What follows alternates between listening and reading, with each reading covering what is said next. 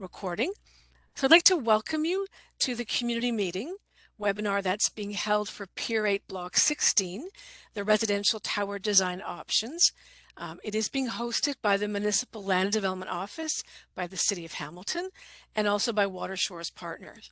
If we go to the next slide, I'd like to start with the land acknowledgement. The City of Hamilton is situated upon the traditional territories of the Erie, Neutral, Huron-Wendat, Haudenosaunee, and Mississaugas. This land is covered by the Dish with One Spoon Wampum Belt Covenant, which was an agreement between the Haudenosaunee and Anishinaabe to share and care for the resources around the Great Lakes. We further acknowledge that this land is covered by the Between the Lakes Purchase 1792 between the Crown and the Mississaugas of the Credit First Nation. Today, the City of Hamilton is home to many Indigenous people from across Turtle Island, North America, and we recognize that we must do more to learn about the rich history of this land so that we can better understand our roles as residents, neighbors, partners, and caretakers. Thank you. So I'd like to welcome you. My name is Sue Cumming, and I'm with Cumming & Company, and I am an independent facilitator.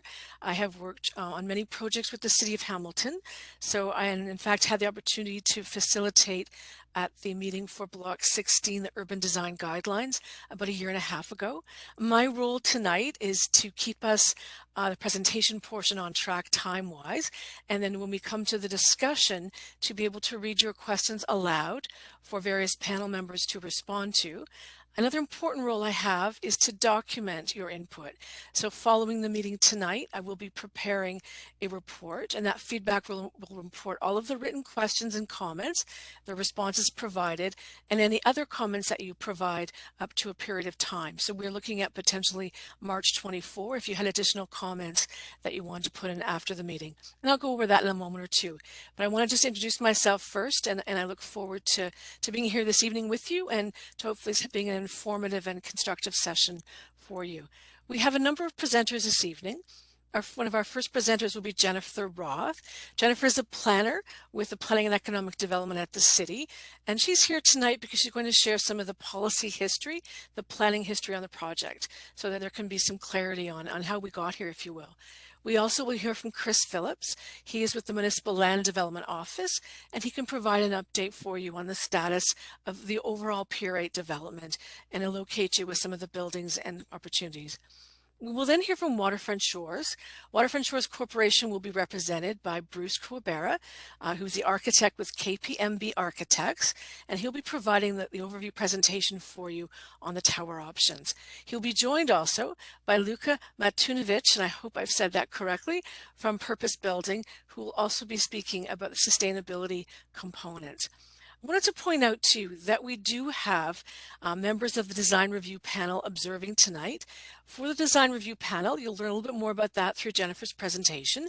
They do have 2 meetings that are coming up, and as members of the public, you would be able to observe those meetings.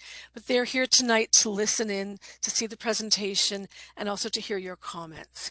We also have with us Mark Keller. Mark is a Senior Development Review Planner with the Planning and Economic Development Department. Mark is the one who is reviewing and providing comments and doing all of the work on the city for the applications. And so he's a really important contact for you to have. His information is on the website, but we will also make sure that you have that this evening. You can provide comments and questions to Mark at any time. So he's observing tonight because he wants to hear the presentation and also the comments. We can go to the next one, please. So I wanted to outline very briefly the purpose of this community meeting. So the city has initiated an official plan and zoning bylaw amendment on the lands identified as Pier 8 Block 16, located at 65 Guy Street.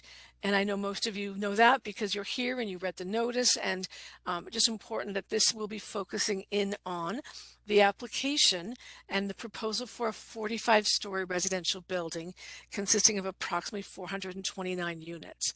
What we hope to achieve this evening is to provide an overview for you on the design review process, a succinct overview, and then very importantly, present the 3 tower design options to you that would address innovation in 3 areas, that being sustainability, quality of life, and design excellence. These are the three components in particular that the city will be considering as part of the design review for the proposal, and also what would be beneficial for both the waterfront office to hear and also for Waterfront Shores to hear comments and ideas that you would have. We want to be able to receive your feedback on the tower design options and hopefully answer questions. As I noted very briefly, feedback from this meeting will be provided to Waterfront Shores Partners, the developer, so that they can consider your feedback as they continue with their design of their project, and importantly to the city as part of the review of the application, and to City Council. They'll be able to see the full feedback report when they consider these development applications. I'm noting that we have a number of participants, which is excellent in terms of connections. It looks like a few were having some difficulty getting on. Some came in a bit earlier and some are connected now. So we will continue, and we'll hope that we'll be able to see those that have joined us. We have about 80 participants on, 80 connections, which we anticipate more may join us as we get underway. If I go to the next slide, please.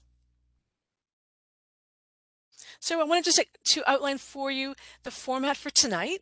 So the presentations will be given live. So you will hear from Bruce Corbeira live. He will provide the presentation, and Luca will be joining him with that.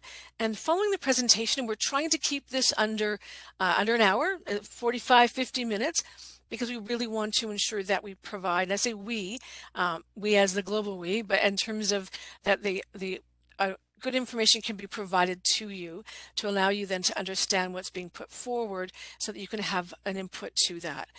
You can ask your questions or provide comments by typing them into the Q&A. And you'll see at the bottom right-hand side of your screen, right beside participants, you'll see the Q&A. It says Q&A with a question mark.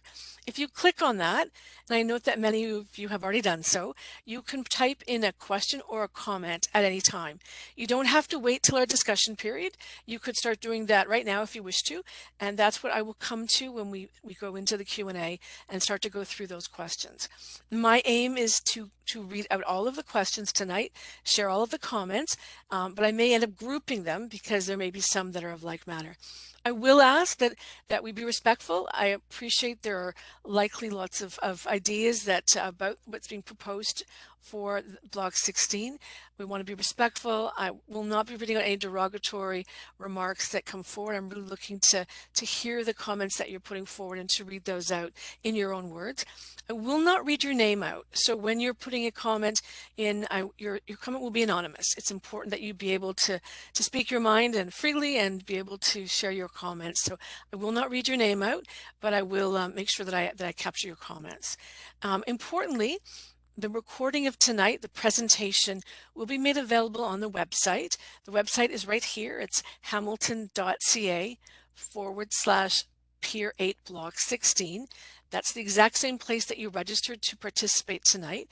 And what will be provided at that time, by Friday, this Friday, it should be by the end of the day, you will see the meeting presentation, so the video of the presentation, along with the slides. All of the slides that you'll see that are being presented by Waterfront Shores tonight will be available for you. You'll be able to scroll through those and go through any more of the details that you would like to do. If you could keep going. Great. So when we get to the Q&A discussion, and certainly now, what you will be presented tonight are tower design options. And I imagine there will be other comments about the area, about the site, and there's lots of interest in Pier 8, lots of interest in Block 16. But the hope is that you would be able to provide some perspectives, ideas about the features that you're going to be presented around innovation, sustainability, quality of life, and design excellence. So as you're listening to the presentation, if you can think about, are there features that resonate with you? Are there things that you're seeing that you might like? Are there some things that around the sustainability or design excellence, for example, that you might think are things that you'd like to see more of? You might have things you don't like, and that's fine too. We want to hear suggestions that you might have as to how the proposal could be improved from your perspective, and really trying to focus in on the design component to it. So all input is welcome, but if you're able to think about how you can help shape the conversation around the importance of the tower design options, that would be most helpful. And I think at this point, what I'd like to do then is to call upon Chris Phillip, who will provide context for you here in terms of the presentation outline. Chris, please. Thanks, Sue. Good evening, everybody. I wasn't sure if I was doing this slide or if I was to come, but generally speaking, our presentation here is to look at the location, give you kind of an idea how we got here. The Jennifer Roth from the city's planning will go into the application process, the enhanced design review process that we're in right now, and also speak about the concept of the three towers themselves. The map that you see there is specifically, sorry, going back just to the last one there just for a second, just to highlight that we are really focused tonight on Block 16, which is one of 9 development blocks within the Pier 8 on the West Harbor. You can go to the next slide now, Jennifer. My task here right at the moment is in probably about 2 to 3, maybe 5 minutes to give you 30 years worth of history on this area that's before you. I do think that it's valuable context to understand historically how we've gotten here. And when we talk about the West Harbor, and in particular Block 16, that you see how it all kind of works together. If you see on the screen, we, as in the city, kind of consider what we determine the West Harbor area to stretch all the way from the Barton Tiffany lands just beyond the shunting yards, including the new West Harbor GO station, Bayfront Park, Macassa Bay, Pier 4 Park, the Piers 5 lands, Piers 6 and 7 lands, Pier 8, Eastwood Park, HMCS Star, HMCS Haida. That is the entire area of the West Harbor when we talk about Hamilton's waterfront. And this has been 30 years, 40 years in the making from when a bunch of, a group of community leaders kind of made it our mission, or the city's mission, to clean up Hamilton Harbor and bring this part of the waterfront to pure public access and to allow this to be a people place where people live, work, play, entertain, do all sorts of different functions. It's important to remember that previous to the early 1990s, Bayfront Park, as an example, did not exist. Bayfront Park was actually an industrial landfill site. The city started this whole idea of redeveloping the West Harbor by remediating and building Bayfront Park and allowing people to have that access to the water's edge. Right on the heels of that, the city built Pier 4 Park as well for the same sort of context, and tied both in with the new waterfront trail, and then extended that waterfront trail all the way to Princess Point and over into Coots Paradise. The marinas and the boating infrastructure that was down here, the recreational boating community has been down here for decades. Macassa Bay Yacht Club, the Ontario Sailing School, Royal Hamilton Yacht Club, Harbor West Marina, as well as Leander Boat Club, have all been participating in the waterfront and the water's edge for quite some time.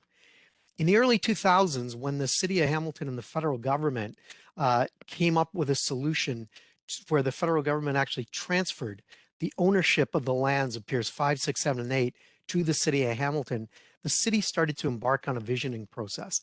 That visioning process ended up in a document called Setting Sail. Jennifer will kind of speak a little bit on that policy-wise.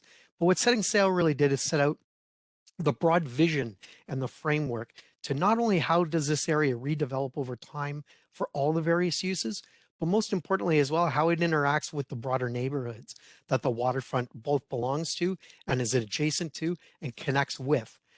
The key parts, though, that I do want to make sure that everybody's aware, in this plan, there was really only identified 2 specific areas where redevelopment of any type of significant way would take place. The first was the area of Piers 5, 6, and 7, where, based on the recreational master plan, the idea was to create a new pedestrianized public space at the foot of James Street, where you would come in the foot of James as a gateway and allow pure waters access for the public right to the water's edge. That'll have a little bit of commercial, retail, a little bit of residential development on there as well, in 3 to 4 story kind of heights in 4 different development blocks. Another key part about the Piers 5, 6, 7 area that was fairly new after Setting Sail and part of the rec master plan was the city would actually build 2 new public buildings on Piers 6 and 7. These would be for for public uses kind of going forward, and the city's about to kind of start the planning for those two buildings. The last piece, building upon the assets that were built originally from the federal government in the form of the former Discovery Center Museum, as well as the Hamilton Waterfront Trust area of the Williams Cafe, and more recently, the city's skating rink and roller skating rink in the summertime. The park space and those amenities started to come in the year 2000. The only development that was ever kind of looked at and contemplated for the West Harbor and all this was Pier 8. There's no development planned on Eastwood Park or all the way over to Bayfront Park, which is really important for this conversation as we go forward. As we zero in then, Jennifer, on the next slide, which is to give an overview of Pier 8 itself. And you'll see this a lot more in Mr. Corbeira's presentation as we go forward. It's also important to understand how Pier 8, 6, 7 kind of work as far as how they're planned already today. Today, this area, going all the way back to the setting sail plan that was approved by council in the early 2000s, was to build residential, commercial on the Pier 8 lands and kind of have it adjacent to the institutional uses that were already established with the Marine Discovery Center. There's 9 development blocks on Pier 8, as you can kind of see here on the map. Block 16 is just one of the 9. Important to note is that the zoning on this is already established, where there are varying sizes of planning permissions that are already on here for residential and mixed use development of up to about 8 stories. So today's focus is kind of, although we're focusing on Block 16, it's important to note how everything in the whole area of the waterfront kind of plays together, and that the whole idea of the city's vision for the waterfront is to have different things for different people throughout the entirety of the West Harbor. Lastly, I'd note that the green spaces that you see on the plan here represent both the public spaces and the new park spaces, both of which are already exist, meaning the areas over by the Discovery Center and the Williams Cafe. Also, anyone who knows the area has seen the construction happening along the perimeter park, the Cops Pier Park, which should be open in the coming weeks. And last but not least, this summer we're actually building the initial Gateway Park, which is the green space as you come in. Chris, thank you. Oh, I think Yes. you're Nope, I was just going to okay. say with that, I'm going to hand All it right. to Jennifer. So just one clarification on housekeeping. If you could make sure that your questions are directed to all, that way I can see all the questions and be able to read them out. I have had a question in the Q&A about who are the other participants. So before we get to the Q&A after Bruce Corbeira has given his presentation, I will also read out the names of the participants so that you're aware of them, the panelists. And now we're going to hear from Jennifer Roth from the City Planning Department. Thanks, Sue, for the little intro. As stated, I'm Jennifer Roth. I'm in the Sustainable Community section within the Planning Division, and I'm here just to support the Municipal Land Development Office to provide a brief planning background. Chris has done a great job of already setting up the context and referencing setting sail secondary plan. So on this slide, you'll again see the general location of Block 16 in relationship to the Discovery Center and to the Williams Coffee Shop. So I know that the history goes back 20 plus years on this file, but I want to focus in over the last handful of years. So as you'll see on this slide, back in 2016, there was an urban design study completed for Pier 7 and 8, and that really built on the work that was done for setting sail in that secondary plan. It also helped inform the zoning that came forward in 2017 and the draft plan of subdivision. Those were approved by council and then they were subsequently appealed. There were a couple different appeals, but the one that we're focusing in on today ended up with some nice minutes of settlement that were approved by the then called the Local Planning Appeal Tribunal back in 2019. So I want to go through those minutes of settlement because they're very key in explaining why we're here today with a change in land use for this block. So the minutes of settlement required that the city of Hamilton bring forward an official plan amendment and zoning bylaw amendment for council's consideration to look at a change in the land use for either a mid-rise or tall building and either a residential or mixed use land use. There's a few key elements here. The first is that the total number of units that was already approved prior to those appeals that had to stay the same. So the maximum number of developable units on this site is 1,645 units. Also within that zoning that was approved by the local planning appeal tribunal is that there has to be 15% of all units built on Pier 8 are family units. So family units are defined to mean residential units that comprise at least 2 or more bedrooms. So if the maximum number of units is built, 15% of 1,645 units, hopefully that math works out to 246 units. One of the very key parts of those minutes of settlement, though, is a correlation in increased building height and also further increasing the number of family units. So the intent, my understanding is the intent around this was to try to increase families, try to help blend in the community, make sure that there are connections with the North End neighborhood, treat it really as one development area. So as building height would increase if on block 16, should it be approved by council, the additional number of family units would also increase. However, that total number still remains the same, 1,645. So if there's 100 units that are family units on the property, then the remaining units, so 1,545 units, those could be different types of units. So just returning to this slide, I want to basically say after those minutes of settlement were brought forward, the city actually went ahead and completed an opportunity study to really look at different options for the land use on Pier 8. And that resulted in a set of urban design guidelines by which development planning staff, so Mark Keller, can review the development applications that were received in January 2022. So one of the key parts of those urban design guidelines, though, is an enhanced consultation and design review process if a tall building was proposed. So that's what we're here now reviewing, potentially a tall building, and we've which has triggered an enhanced design review process. So there's a special design review panel that is being called.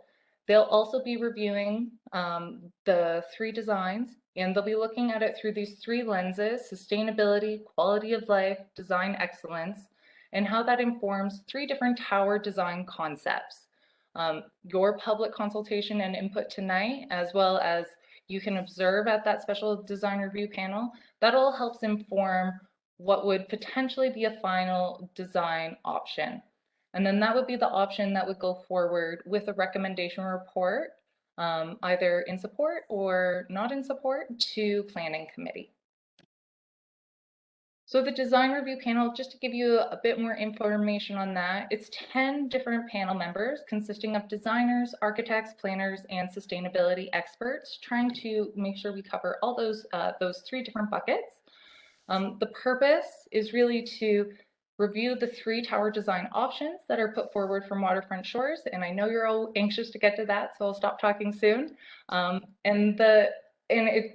That's happening this Thursday. There's one this Thursday and then a second one in April. And that one in April is to review one final design concept. If you haven't registered for it and you want to observe those meetings, the same spot that you registered for the meeting tonight, you can go there. And again, just the why, it's to implement this process that was established in the Pier 8 Block 16 guidelines. And I think that's about it. Great. Thank you very much, Jennifer. I think we had one more slide before we hear the presentation from Waterfront Shores. So we just wanted to make sure that you had a good understanding that if you have any additional comments post this evening and you want to provide them, you could do so to westharbor@hamilton.ca, and that is also on the website. If you go to the website, those information is there. Any comments received by March 24 would be included in the feedback report that I'm preparing for tonight's meeting, so that would be included. You can contact Mark Keller at any time. You've got his mark.keller@hamilton.ca. His information is also on the website. And then Jennifer just mentioned you could observe the 2 design review panels, and you can register for that also on the website. The potential for a public statutory meeting would occur maybe in September, and there would be notification of that on the website. And so at any point, if you can go to the website, you will find places to where you put all of that information. So at this point, I'd like to call upon Waterfront Shores and particularly Bruce Corbeira, who would be leading the presentation. We're just going to get your presentation up. And I was asked a question here. We have 134 connections tonight. We don't know how many people specifically, because some of you may be maybe 1 or 2 or more per each connection. And we have 10 panelists. So the 10 panelists, in addition to what you've seen, also include Andrea Smith from the Municipal Land Development Office. And we also have representatives from Waterfront Shores Corporation, Joe Villela and Sam Cognato. And we have Dan Bacon from RWDI, who is looking at the wind components. But in terms of the names of the participants, those aren't you don't see those, the attendees, because we're trying to ensure there's anonymity for everyone and you can participate freely and openly. So here we go. At this point, I'd like to call upon Bruce Corbeira for the lead into this presentation. Following this presentation, we will come to you for questions and discussion. Thank you very much. Good evening. You're looking at Pier 8 and the proposal for the 45-story tower on Block 16 on the right side. You're looking at the kind of fabric of Pier 8, which were part of Waterfront Shores' winning submission back in 2018. And as was mentioned, the issue is a tall building, but it does not increase the number of units, the total number of units on the site. It's really shifting units onto this one site and lowering the density and the built form against Guy Street. And you may have questions about that, but that's what's going on. It's not an increase. Okay, so tonight I'd like to walk through the kind of design thinking that allows us to then present 3 building options. And you have set up a very, very intricate and complex process, but I believe our team has really embraced that to try to make a building that is not only sustainable and really addressing issues of quality of life, but also beautiful and dealing with delivering design excellence on a very exceptional site. And it's a singular building on one site on the waterfront. Go to the next, please. So our client is Waterfront Shores, who have been great partners in working not only with the design team, but with the city, and I think with you, the community. Tonight, I'm representing my firm, KPMB, but Luka Matucinovic is representing Purpose on the design lenses, the lenses of sustainability and quality of life. And then the logo on the right, RWDI, they're an internationally recognized firm based in Guelph, who have really pioneered a lot of modeling in terms of microclimate, and you'll see how that figures into the formation of a building on this site. Very important. Next, please. Waterfront Shores has done some excellent residential buildings. 3 of them are on the screen, but the thing that I think is significant as it relates to Pier 8 is that the projects really try to respond to their context, either by letting more light in or by creating a stronger public realm. Next, please. Just the selection of projects that I have been involved in, they're ongoing. The 2 on the right are built. The one on the far right is where I live. And it's actually, I'm proud to say that it set the kind of template for the tall building guidelines in Toronto. Next, please.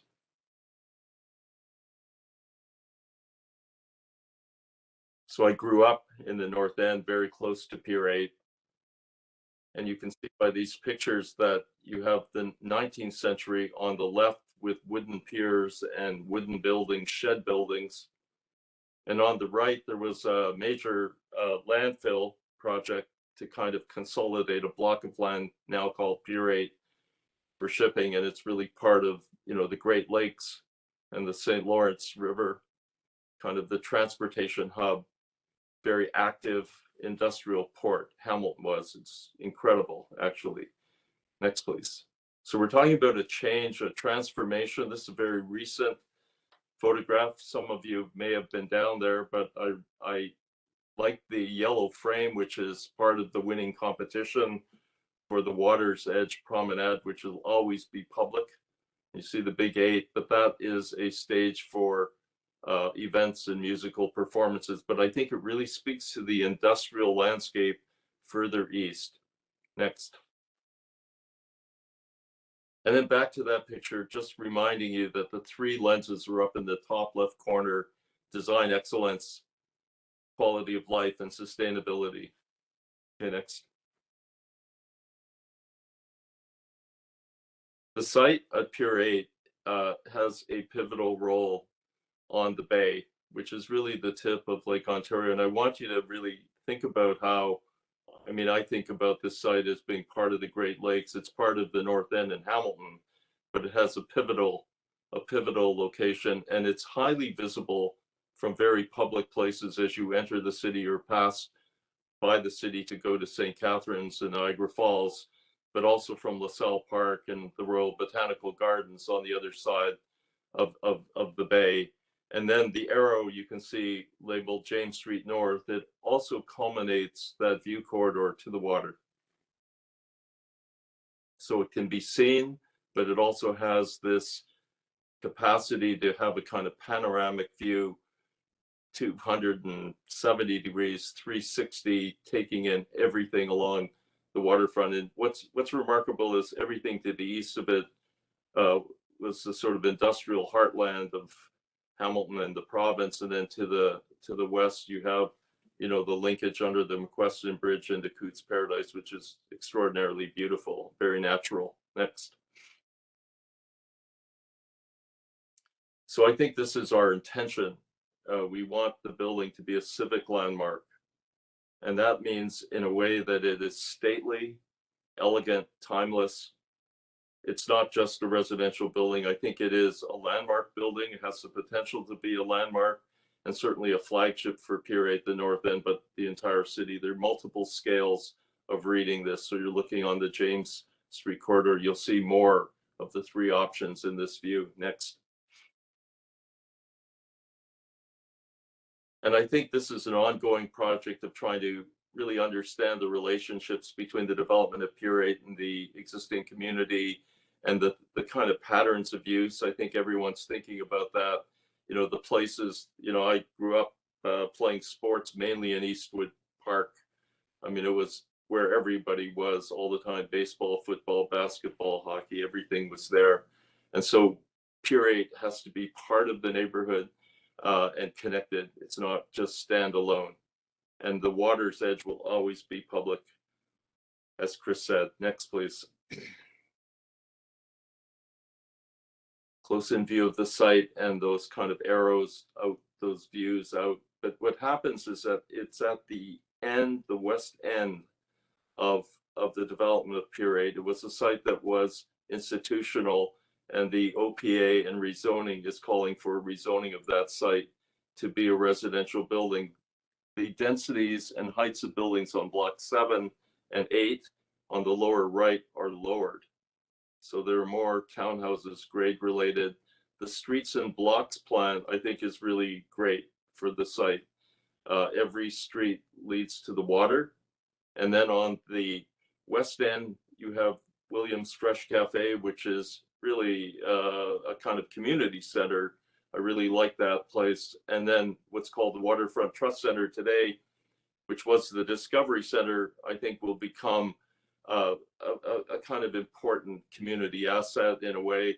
it'll become a welcoming place. And then there's the skating rink, which is, also fantastic. So there are lots of great reasons why, families, people would want to live at Pier 8. And also you can sort of see the marina, which is just much larger than anything I remember when I was growing up there. But it's a very big marina. It's fantastic.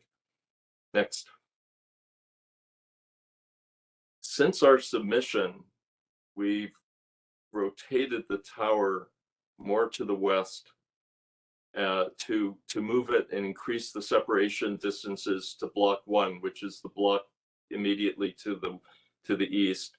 And there is also a relationship to the entrances to both what was the Discovery Center and to Williams and to the hockey, the skating rink. The circular form is really important in terms of becoming that kind of landmark that is in the round, that is seen in the round from multiple vantage points. And I think it enables the form of the building and the plan of the building to take advantage of views, but also make a building that has a purity and a pure form. Next. We've also added a podium. We've developed the podium in relationship to our understanding of the analysis that RWDI did in terms of wind. You'll see more on that. And then there's a secondary element. So the lower element then steps up to the 45-story. The height of the building is 147 meters, and that's set by the urban design guidelines. So we're trying to create a transition to the other blocks of Pier 8, and we're trying to create a kind of signal element, which is the tallest building, and then we're controlling the scale of all of it closer to the ground with the 3-story podium. There are 3 elements. Next.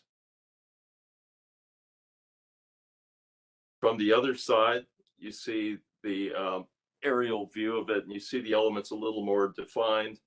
The podium extends out around the tower, and a lot of this is for wind, but also creates number 3, which is the outdoor amenity spaces for the residential tower. You see number 1, some idea about creating a distinctive top within that height limit. You see the blue lines, which we'll get into, which are the recessed balconies because it's a windy site. You see on the ground level, kind of protected overhanging areas around the lobby of the building. Number 6 is where vehicular access and drop off is on the north side. It's actually probably the best place to do that. Number 5 is very important. It's a mews, which is part of the framework plan, and there were live-work townhouses facing east along that area. And then number 7 is a kind of skirt around the building of landscaping and wind mitigation elements. You'll see some more details of that, and that's really the kind of primary design elements of the composition of the building. Next. So the building really has a responsibility to respond to the public realm. Next. This is a more detailed ground floor plan. We've been constantly improving, I think, the podium, and you can see its elements on the far right are townhouses, 2-story townhouses facing the pedestrian mews, which with a setback between block 16 and block 1 on the far right. You can see that the front door, there are actually 2 doors, but one of the doors is facing sort of southwest on Haida Avenue.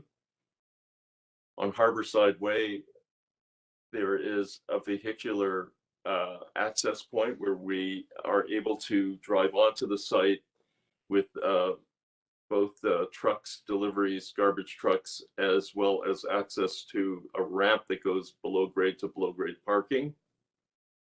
You can see the core position for the tower.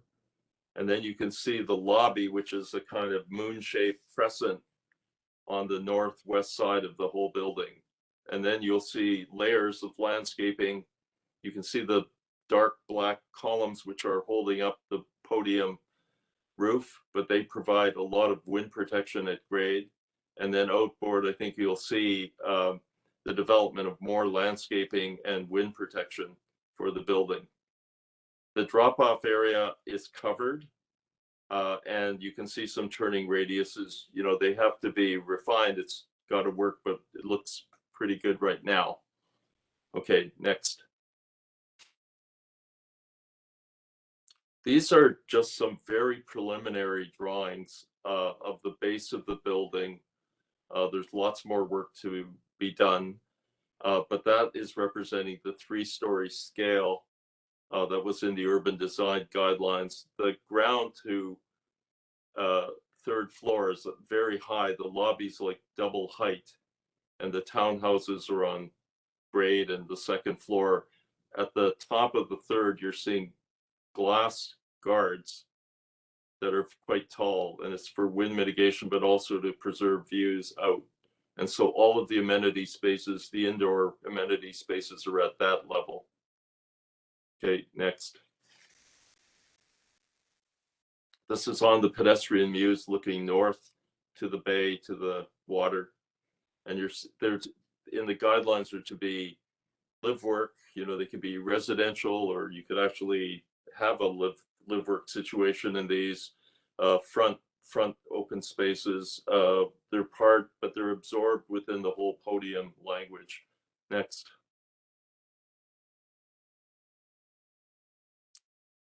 This is on the north side.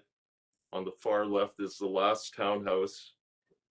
And then you see a kind of protected carport, which gets you to a secondary entrance, or an entrance, drop-off entrance, delivery entrance.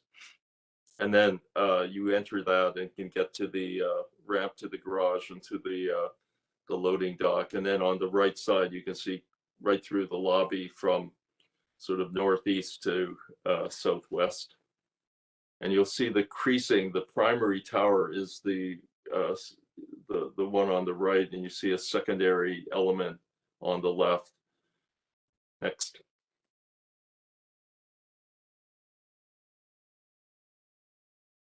Yeah, this is the main entrance facing southwest, with the kind of loggia, the columns, and the podium roof. And then you see some elements which are wind screening elements. We have Dan Bacon from RWDI in the call, and you may want to ask questions about that.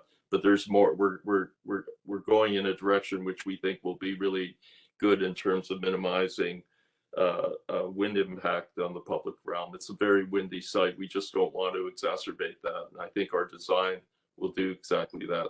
Next. This is just a digital sketch of the lobby. So you're looking right out over the water. Next. And then this is a typical upper tower plan where the building, this is the option that was submitted in the OPA rezoning application, which was a cylindrical circular plan, which is very unusual. The blue areas are outdoor balconies, but they're set within the cylinder for protection. And we've run that by our WDI, and we think this is very good as opposed to projecting balconies off the face of the building. You can see the elevator configuration. We haven't done detailed layouts, but you know, it's very tight plan, 650 square meters of enclosed interior space. Next.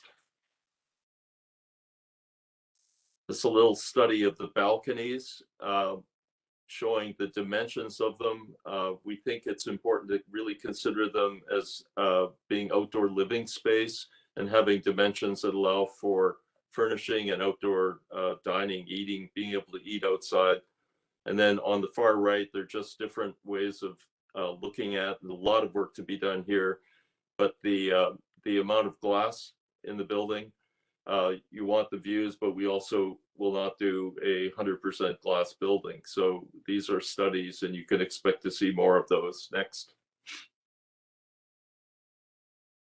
So you have the two plans of, on the right, the upper tower, and on the left, the lower tower. The lower tower has a floor plate of 850 square meters. It's larger. It has some very large units. You can see the 2 and 3 bedroom units in the key on the lower left, and there are a lot of them. And they have, great access to the perimeter of the building and to the balcony spaces. The balconies are stacked. It's smart to do that for construction economy. Next. So this is an aerial view of the scheme in place. Just another view showing it in relationship to the fabric, the marina, and so on. Next, please. Now this is a series of views from the Skyway, and you can see way off in the distance that white element, which is the tower. You see, the industrial, what had been, the steel making sort of industry on Burlington Street, right on the water to the left. But we think this will be a light colored building, and you'll see it as a kind of civic landmark. Next. A view from the mountain. And you see the tower out, and you see it with the water. I think Hamilton's very much about the water, the land, and the escarpment. Next. And then from what we always called the high level bridge, but now the Mcquestion Bridge, you see John Lyle's markers, the elements that are actually 4 of them framing what used to be historically the entrance to Hamilton onto York Street. And then you see at Pier 8, the tower, a very classic tower form. Next. This is the James Street view with Luna Station on the right. And you see the yellow line, which is the central axis of James Street in the corridor, actually passes by Block 16. And so this is what I was saying, the tower acts as a kind of hinge or pivot on the site, that you still have a kind of open access, but it also closes it and becomes part of the view. Next.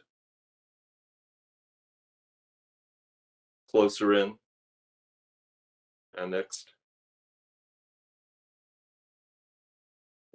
Quite a beautiful picture from LaSalle Park, but there you see off in the distance the tower, and you see Hamilton from the other side, from Burlington. Next. Okay, these are very sketchy, very preliminary, but they're showing, the tower on the water and the massing of the other buildings, the apartment buildings that are on Guy Street, the Ken Sobel Tower, the marina, all the elements coming together. Next. From the west. And next. And from the Greenway, which runs east-west on the site, where you're looking towards the skating rink and out over the marina and out over the tip of the bay. Next.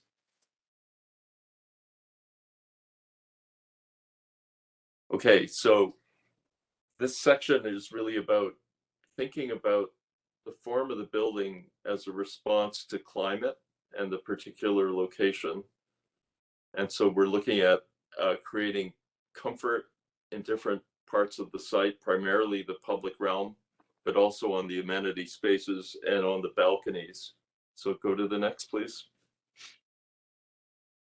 This is a diagram that RWDI did, which shows that the circle, the cylindrical form, is inherently dynamic, aerodynamic, and it has the best opportunity to be to reduce increasing the wind impact on the public realm and on the environment. Go to the next, please. And all of the building options share that strategy. We think it's very, very important, and it's driven the fundamental built form of the proposed tower on Pier 8. I'm going to turn it over now to Luka Matutinovich. I'll be back on later to show you the 3 options. Luka.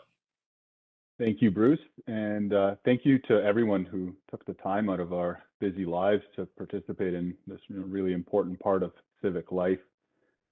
First, I really want to acknowledge the rich history of climate action in the city of Hamilton, and in responding to the need to accelerate change to go farther and faster. Hamilton City Council declared a climate emergency in 2019 and set out on a very ambitious mission to achieve net zero greenhouse gas emissions by 2050. And this is one of the things that makes me really excited to be part of this process and this particular development. Block 16 represents a very unique opportunity to deliver very meaningful climate action in the built environment, to support the city's net zero mission, and quite frankly, in 15 years that I've been doing sustainability in buildings, to do something that really hasn't been done before in this context. And the process that we are embarking on and have embarked on and that builds on the great work that's been done to date, and the industry leading team that has been assembled to deliver this, will really help ensure that exceptional sustainability is at the heart of Block 16 design. The combination of low carbon, integrated passive design measures, and resilient building systems is really going to set a new benchmark for market-driven tall residential buildings in Hamilton. Next slide, please. And to build on that, the great work that has been done already, we have adopted a process that is very collaborative, it is iterative, and it is integrative. And it aims to deliver optimal sustainability outcomes and triple bottom line benefits to the community, the environment, and really to set a precedent for what these kinds of developments can be in Hamilton and beyond. And the process is informed by the latest climate science. It is going to be and is supported by very deep technical analysis, and it leverages really the latest design thinking and some innovative green building technologies that are coming onto the market. Next slide, please. We're also very keenly aware that making buildings more sustainable cannot come at the expense of the people that live them or the broader community. We spend about 90% of our time indoors, and for the average Canadian, that's nearly 70 years of our lifetimes. And so it's really critical that the buildings that we're designing and building are not just sustainable, but also healthy. And to that end, we will be using the WELL Building Standard, which is a leading global framework for advancing health and well-being in buildings, to guide what we do, both in and around the site and also in this building. And by doing so, we are going to be delivering strategies and policies that are really going to enable us to do our best work and to be our best selves. Next slide, please. Just a little bit about the WELL Building Standard, as it is something that folks may not be very familiar with. It is a very, very broad standard that is informed by a lot of science and health ideas. It has 10 broad concepts, and each of them address a key component of what makes people healthy and what helps them thrive. And that includes the air we breathe, the water we drink, how we experience light, sound, thermal comfort, and how we interact with building materials and how to ensure that those building materials are ultimately healthy. And the goal here is not to just do less harm, but to really do more good. Next slide, please. The urban design guidelines and this framework that has been created is really something that in 15 years of doing this, I haven't seen a process that is so robust, so comprehensive, and so innovative. And really by embarking on this journey and using this process to guide all of our design decisions and how we engage with the broader community stakeholders, will deliver something that is really, really exceptional. And Bruce has alluded to a lot of the thinking that has gone into it already. You've seen some examples of that.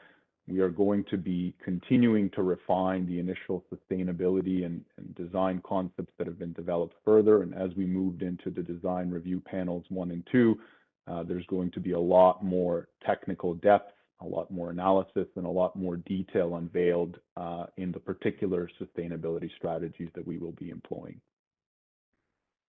Turn it back to Bruce. Thank you. Thanks, Luca.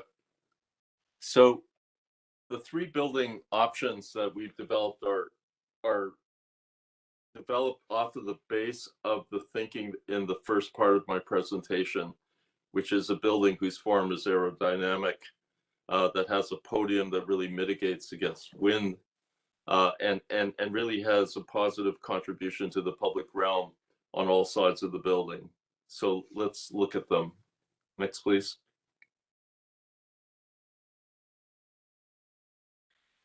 So these are the three options. You can see that they have share the same strategy for the vertical transportation, the core, fire exiting, all of that, all of the fundamentals of making that tower the primary tower. Option one was what you saw when I presented the cylinder. It's an evolution of what was submitted to the city for the OPA rezoning. Option two, which we call waves. If you look at the plan, what's elegant about the plan is it's really a kind of 9-square grid, and it has a kind of rippling outer edge, which allows that to soften the form, and also build off of the sort of symmetry of the plan. And then option three, we call Lily, which is much more sort of organic, I guess you could say that, but it gives you a different scale of reading, and it is not symmetrical, and you'll see that when you look at all the different representations of it. And you can see how the second tower in each case, which is the lighter outline to the right, is always related to the form of the primary tower, so that they work together, that there's some integrity and harmony and balance. So go to the next. These are the three on that James Street view corridor in the same position, but with different sort of feelings on the perimeter of the building related to the three concepts. Next. And we're going to go through this one fairly quickly because you've seen this one. So go to the next slide, please. You're going to see these comparative views of all of the towers in the same settings. Okay, go through this. You know, the idea of the top, look at the top of the building and the transition of the stepping of the secondary tower to the top, the podium proportion. We lowered like the podium because it relates in scale to the Discovery Center and to Williams. It steps down and it's light by the way that we're elevating it. Okay, so these are the waves. Next. You see the effect of that.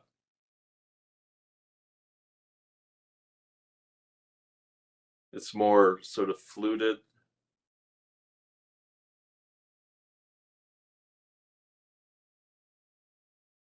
Okay.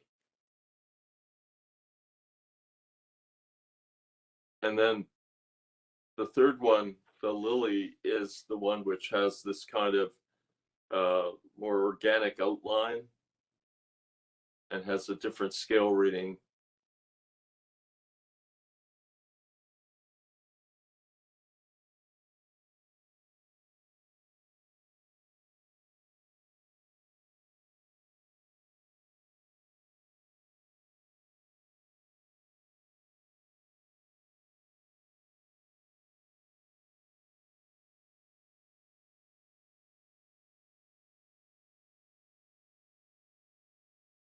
So here are the three of them again. And I mean, for me, it was really about trying to develop three options that were performing environmentally, had a different character and feeling, and had the potential to make, you know, something that was an identifiable, unusual building form for a waterfront site.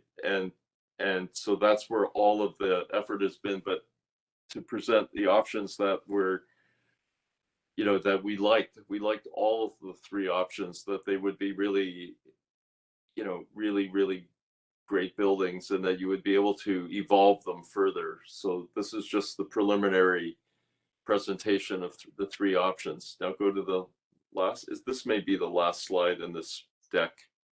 So listen, thank you very much for the opportunity to present and to try to develop the logic of, of the form. And we believe that we will achieve the lenses of and the measures of design excellence, sustainability, and quality of life. Great, thank you very much for the presentation. And I'm wondering if you could keep one of the drawings up, whether you want to use the site plan or the tower form or the ground floor, as so people can see that as we're having the questions. And I wanted to note for members of the community that we can certainly ask for any of these slides to be brought back up so that you can see them for answering questions. And I did have a question in the chat that's asked when and where would you be able to see the presentation? So I just wanted to remind you that by Friday, we're hoping end of day Friday, but certainly by Monday that you would be able to go to the website, the same site, hamilton.ca/Pier 8 Block 16, and you would be able to see the full slide deck that was presented to you tonight, along with the video of the presentation, so that you'd be able to look at them more individually on your own.